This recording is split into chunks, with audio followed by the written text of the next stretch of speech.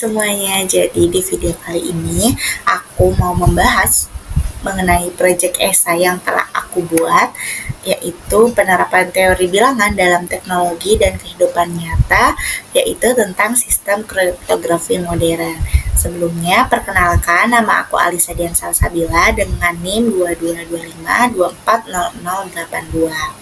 Jadi di project essay ini aku membahas mengenai 3 dari Introduction to Cryptography. Yang pertama itu ada From Caesar Chipper to Public Key, dan yang kedua itu ada The Knapsack Crypto System, dan yang ketiga itu ada An Application of Primitive Root to Cryptography, di mana dari 3 bagian itu nanti di dalamnya akan dipecah lagi menjadi beberapa bagian yang akan dijelaskan nanti. Di slide ini aku jelaskan perjalanan kriptografi klasik. Awalnya ada Caesar Chipper, di mana dia menggeser tiap huruf sebanyak 3 langkah. Secara matematis, C sama dengan P ditambah 3 modulo 26. Dulu cukup aman karena belum ada analisis bahasa. Lalu ilmu linguistik dan statistik pun berkembang. Analisis frekuensi huruf membuat Caesar gampang dipecahkan. Lalu muncullah Wegener Chipper. Pergeseran ini berdasarkan kata kunci, di mana sempat disebut tidak dapat dipecahkan, sampai Kasiski dan Friedman menunjukkan pola pengulangan kunci bisa dianalisis loh. Setelah itu, Hill-Chipper memakai matriks dan vektor, memberi difusi kuat tapi tetap rentan kalau banyak pasangan plaintext dan ciphertext diketahui. Puncak klasiknya adalah one-time pad, aman sempurna jika kuncinya acak sepanjang pesan dan hanya sekali pakai. Tapi distribusi kunci sepanjang pesan ke semua pengguna tidak praktis. Disinilah kriptografi klasik mulai mentok. Semua chipper klasik tadi bersifat simetris. Pengirim dan penerima harus berbagi kunci yang sama. Kalau kunci itu bocor, sistem selesai. Ketika komputer muncul, brute force dan cryptanalysis otomatis membuat substitusi dan transposisi sederhana. Tidak lagi cukup. One time pad atau OTP aman tetapi tidak praktis karena distribusi kunci. Dunia butuh pendekatan baru yang tidak sekadar memperpanjang kunci, tetapi bertumpu pada masalah matematika yang memang sulit diselesaikan. Dari situ lahirlah ide fungsi satu arah. Mudah dihitung ke depan, tapi sangat sulit dibalik tanpa informasi khusus. Inilah yang membuka jalan menuju kriptografi kunci publik dan menjawab pertanyaan, bisakah dua orang berkomunikasi aman tanpa pernah bertukar kunci rahasia dulu? Jawaban atas pertanyaan itu datang tahun 1976 lewat D.V. Hellman. Mereka menunjukkan dua pihak bisa loh membentuk kunci rahasia bersama hanya dengan bertukar nilai G pangkat A dan G pangkat B modulo P di saluran publik. Keamanannya bertumpu pada discrete logarithm problem, mudah menghitung G pangkat X modulo P, tetapi sulit mencari X dari hasilnya. Tahun 1978, Rivers, Samir, dan Adleman memperkenalkan RSA. Mereka memilih dua prima besar P dan Q, mengalihkannya jadi N sama dengan P dikali Q. Lalu enkripsi dan deskripsi dilakukan modulo N. Keamanan bergantung pada sulitnya memfaktorkan N kembali ke P dan Q.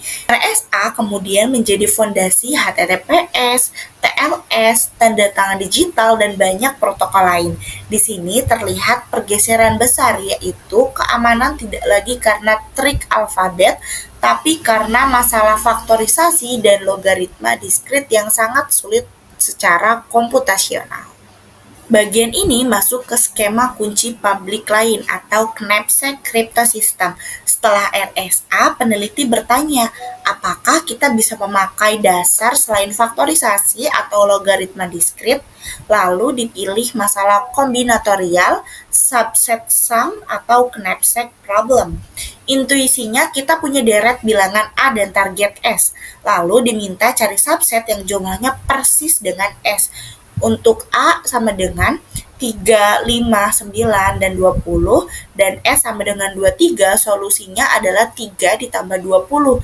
Tapi jika A punya puluhan atau ratusan elemen, jumlah kombinasi jadi 2 pangkat N. Mustahil dicoba satu persatu.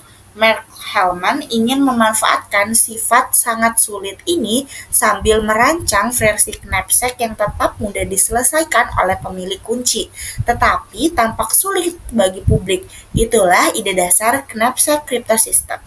Langkah pertama, mereka memilih deret private super increasing tiap AI lebih besar dari jumlah semua elemen sebelumnya. Misalnya 2, 3, 7, 14, 30, dan 57. Dengan struktur ini, knapsack bisa dipecahkan cepat pakai algoritma greedy, sehingga cocok jadi kunci private. Agar publik tidak melihat struktur ini, deret A disamarkan lewat transformasi modular, yaitu BI sama dengan W dikali AI modulo M, dengan syarat M lebih besar dari jumlah seluruh AI dan GCD dari W dan M sama dengan 1. Deret B atau sama dengan BI sampai BN yang terlihat acak inilah yang dipublikasikan sebagai kunci publik. Contoh, A misalnya 2, 5, 11, 23, dan 50, pilih misalnya M-nya sama dengan 11 dan W-nya sama dengan 17. Ini akan menghasilkan B-nya 34, 85, 86, 88, dan 42. Publik hanya melihat B yang tampak acak, sementara pemilik kunci tahu bahwa B berasal dari A melalui W dan M. Dengan kunci public B, enkripsi sangat sederhana. Plain text diubah jadi blok bit X sama dengan X1 sampai Xn. Ciphertext dihitung sebagai C sama dengan sigma dari BI dikali XI. Karena B tidak super increasing, publik sulit menebak kombinasi BI. Mana yang dipakai untuk C? Penerima yang sah punya pintu jebakan. Ia tahu W dan M. Ia hitung dulu, C aksen sama dengan W inverse dikali C modulo M. Perhitungan ini mengubah kembali ke bentuk C aksen sama dengan sigma dari AI dikali XI, yang merupakan knapsack super increasing, sehingga bisa dipecahkan dengan algoritma greedy. Di bagian ini, fokus bergeser ke primitive root dan discrete logarit problem, salah satu fondasi kriptografi modern. Dalam grup perkalian modulo P, atau P itu adalah prima, bilangan 1, 2, atau sampai P dikurang 1, membentuk yang namanya grup siklik. Ada satu bilangan G yang bisa menghasilkan semua elemen melalui pangkat G pangkat 1, G pangkat 2, sampai G pangkat P dikurang 1. G di sini merupakan primitive root. Dari sisi komputasi, menghitung maju, Y sama dengan G pangkat K modulo P itu mudah dan cepat. Tetapi mencari K dari persamaan G pangkat K sama dengan Y modulo P sangatlah sulit. Masalah ini disebut discrete logarit problem atau DLP. Dan untuk P besar belum ada algoritma waktu polinomialnya. DLP dimanfaatkan dalam Diffie-Hellman-Key exchange, di mana dua pihak bertukar G pangkat A dan G pangkat B modulo P dan memperoleh kunci bersama. Sementara penyadap tidak bisa menemukan A atau B. Dari konsep yang sama nanti lahir Elgamal cryptosystem yang akan aku jelaskan pada slide berikutnya. Nah, sekarang kita lihat bagaimana primitive root dipakai dalam Elgamal cryptosystem. Adaptasi Diffie-Hellman menjadi skema enkripsi lengkap. Semua berlangsung di modulo bilangan prima besar P dengan primitive root G. Yang pertama itu pembentukan kunci yang dilakukan dengan 3 cara. Bisa dengan pilih P dan G, bisa pilih kunci private X di mana nilai X ini terdapat dari 1 sampai P dikurang 1. Terus yang ketiga itu bisa dengan hitung kunci publik yang menggunakan rumus Y sama dengan G pangkat X modulo P. Lalu yang kedua itu ada enkripsi pesan M, bisa dilakukan dengan 4 cara.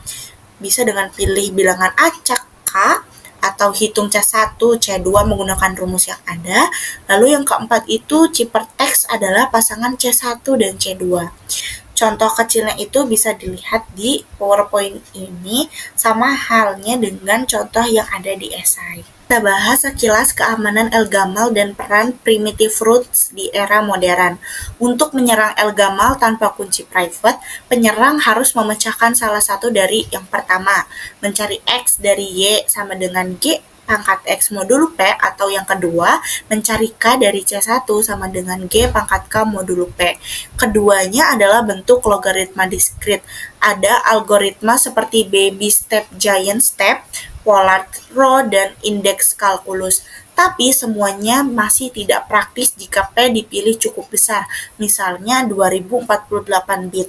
Ancaman teoritis datang dari Shor algorithm di komputer kuantum yang bisa memecahkan DLP dalam waktu polinomial. Tapi saat ini komputer seperti itu belum tersedia secara masif. Selain asumsi teoritis, keamanan juga bergantung pada pemilihan parameter. P sering dipilih sebagai safe prime P sama dengan 2 Q tambah 1. G harus generator subgroup besar, menghindari small subgroup, dan nilai acak K tidak boleh pernah dipakai ulang.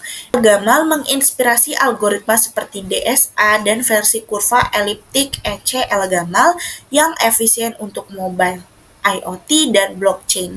Peran primitive root di sini sentral. Mereka menyediakan struktur siklik yang rapi, membuat eksponensial modular menjadi fungsi satu arah yang kuat, dan mendukung enkripsi non-deterministik di banyak protokol keamanan modern.